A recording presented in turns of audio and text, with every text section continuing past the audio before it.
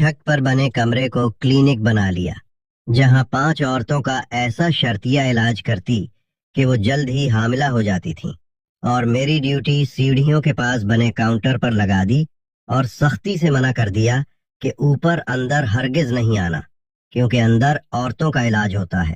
میں مان جاتا، کیونکہ میری بیوی پیسے کما رہی تھی، مگر مجھے اس وقت بڑی حیرانی ہوتی جب کلینک میں وہی عورتیں جاتیں جنہوں نے ٹوپی والا برقعے پہن رکھا ہوتا۔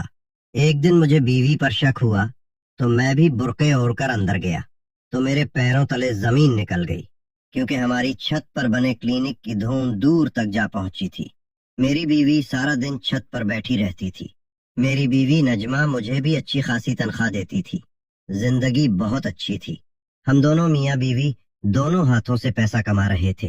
میں آج پھر کاؤنٹر پر کھڑا اپنی ڈیوٹی دے رہا تھا جب ایک مرد اور عورت میرے پاس آئے اور نجمہ سے ملنے کی اجازت مانگنے لگے۔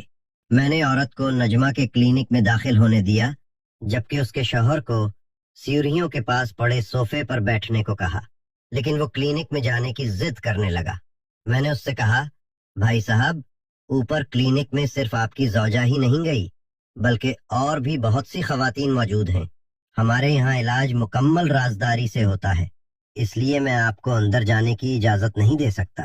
پھر مجھے علاج کے لیے آپ کا بلڈ گروپ بھی چاہیے، اس لیے آپ یہیں تشریف رکھیے۔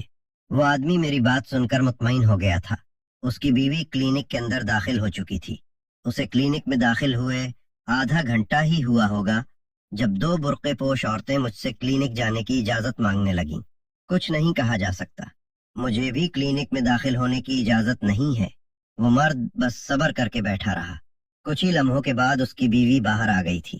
میں نے جانچتی نگاہوں سے اس عورت کے چہرے کو دیکھا تو وہاں امید کے چراغ روشن ہو چکے تھے۔ میں نے جلدی سے اس کے ہاتھ کی جانب دیکھا تو اس میں کوئی دباؤ وغیرہ نہیں پکڑی ہوئی تھی۔ وہ میاں بیوی جب ہمارے گھر سے نکل گئے تو وہ 2 برقعے پوش خواتین بھی باہر چلی گئیں۔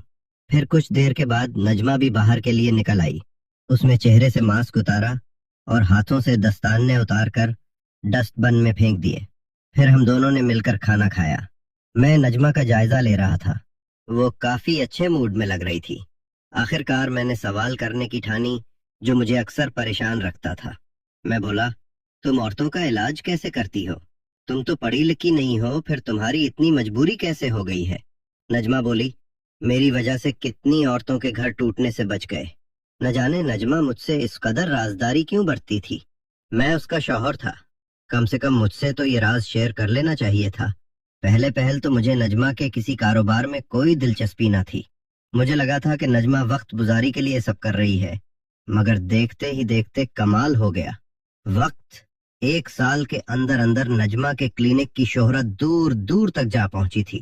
کچھ اور بھی ایسے شہروں اور قصبوں سے علاج کروانے آتی تھیں جن کا ہم نے پہلے کبھی نام بھی نہ سنا تھا۔ دراصل بانجھ پن ایسا مرض ہے جو ہر تیسرے چوتھے گھر میں پایا جاتا ہے۔ اکثر تو ایسے بھی ہوتا ہے کہ عورتیں بانجھ ہوتی ہی نہیں، بلکہ قدرت کی طرف سے ہی دیر ہو جاتی ہے، مگر انہی سسرالی ان کا جینا حرام کیے بیٹھے ہوتے ہیں۔ جب نجمہ نے اپنا کلینک کھولا تھا تب اس کے پاس پورے سال میں فقط 2 عورتیں علاج کروانے آئی تھیں۔ اللہ کے کرم سے ان دونوں عورتوں کے ہاں اولاد ہو گئی تھی۔ پھر اس کے بعد ہر جگہ نجمہ کے کلینک کی بات ہونے لگی تھی۔ اب تو ایک دن میں 20 عورتیں اپنا علاج کروانے آتی تھیں۔ نجمہ سے اکیلے یہ سب سنبھالنا مشکل ہو گیا تھا، اس لیے اس نے مجھے سیڑھیوں کے پاس ہی کاؤنٹر بنوا دیا۔ پھر اس نے میری تنخواہ بھی لگا دی تھی۔ ہمارے گھر میں دولت کی ریل پیل ہو گئی تھی۔ میرے بچے اعلیٰ اسکولوں میں پڑھنے لگے تھے۔ انہوں نے بہترین لباس پہننا شروع کر دیا تھا۔ نجمہ انہیں طرح طرح کے کھانے کھلاتی تھی۔ پہلے تو وہ 2 وقت کی روٹی کو بھی ترستی تھی۔ اب میں نے بھی کاروبار میں دلچسپی لینا شروع کر دی تھی۔ اب میں ہر چیز پر گہری نظر رکھتا تھا۔ اکثر ایسا ہوتا تھا کہ کوئی عورت علاج کے لیے اندر جاتی تو کچھ لمحوں کے بعد 4-5 گھنٹے بعد ہی باہر نکلتی۔ میں نے کئی بار نجمہ سے پوچھا، مگر وہ ہر بار میری بات کو ٹال دیتی تھی۔ کلینک میرے لیے ایک ایسی جگہ بن چکا تھا جس میں میرا داخلہ ممنوع تھا۔ مجھے یہ بات تو سمجھ آتی تھی کہ مریضوں کی موجودگی میں اندر نہیں جا سکتا، مگر جب وہ خالی پڑا ہوتا تھا تب بھی وہاں جانے کی اجازت نہ ہونا مجھے کچھ عجیب لگتا تھا۔ خیر، میں نے اپنے ذہن سے ایسے خیالات کو جھٹک دیا۔ مجھے وہ وقت یاد آتا جب میں بالکل ہی بیکار تھا۔ گھر میں 2 وقت کے کھانے کے بھی لالے پڑے ہوتے تھے۔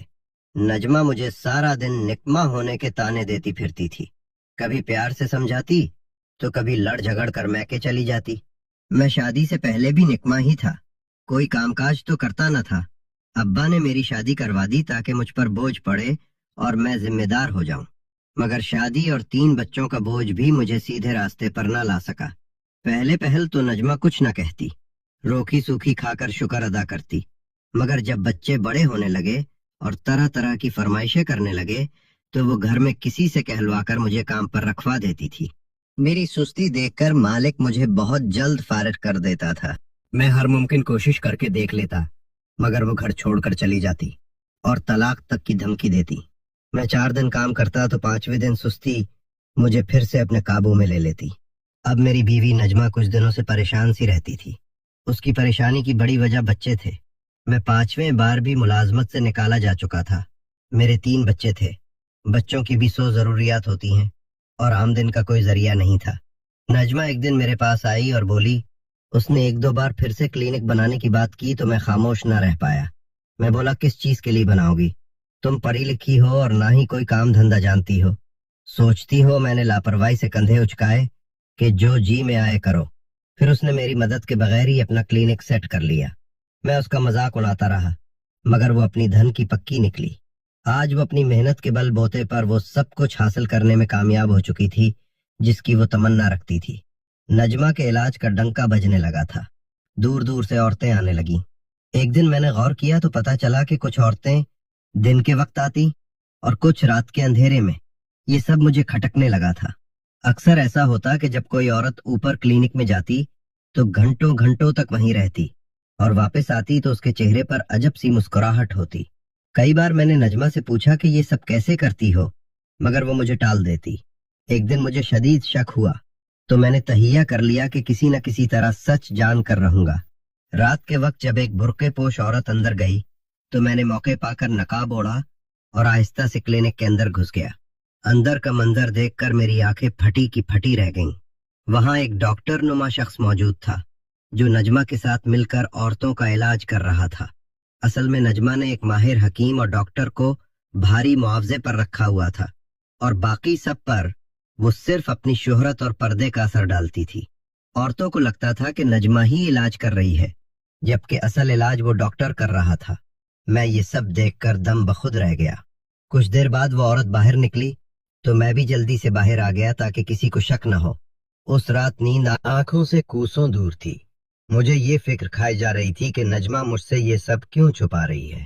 اگلے دن میں نے ہمت کر کے نجمہ سے سوال کیا، مگر اس نے پھر بھی راز نہ کھولا اور کہا کہ تم بس اپنا کام کرو، باقی سب مجھ پر چھوڑ دو۔ ہمارے بچے خوش ہیں، گھر میں سکون ہے، پیسہ آ رہا ہے، تو پھر تم کیوں پریشان ہو؟ میں چپ ہو گیا، مگر دل کے اندر ایک کھٹک رہ گئی تھی۔ دوستو، آپ کو ہماری آج کی کہانی کیسی لگی؟ کامنٹ باکس میں اپنی قیمتی رائے کا اظہار لازمی کیجیے گا۔ کہانی اچھی لگی ہو تو ویڈیو کو لائک اور چینل کو سبسکرائب بھی لازمی کر دیجیے گا۔ اللہ حافظ۔